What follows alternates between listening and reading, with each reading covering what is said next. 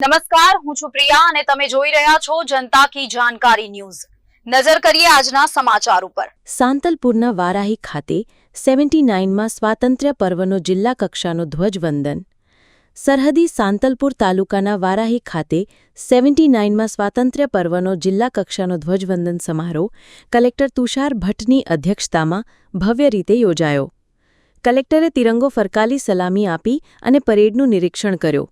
વિવિધ શાળાના બાળકો દ્વારા પ્રાદેશિક નૃત્ય, શૌર્ય ગીત અને આદિવાસી નૃત્ય સહિતના દેશભક્તિના રંગીન કાર્યક્રમો રજૂ થયા।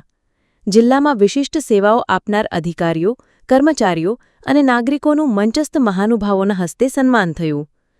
કલેક્ટરે સાંતલપુર તાલુકા પંચાયતને વિકાસ કામો માટે 25 લાખ રૂપિયાનો ચેક અર્પણ કર્યો।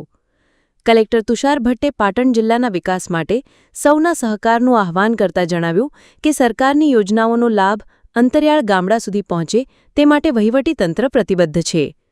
કાર્યક્રમમાં જિલ્લા પંચાયત પ્રમુખ હેતલબેન ઠાકોર, ધારાસભ્ય લમિંગજી ઠાકોર સહિત અધિકારીઓ અને નાગરિકો મોટી સંખ્યામાં હાજર રહ્યા।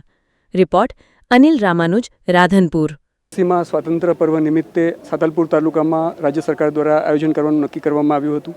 સાંતલપુર તાલુકો પસંદ કરવાનું કારણ એ હતું કે સાંતલપુર તાલુકો છે એ એસ્પાયરેશનલ તાલુકો છે।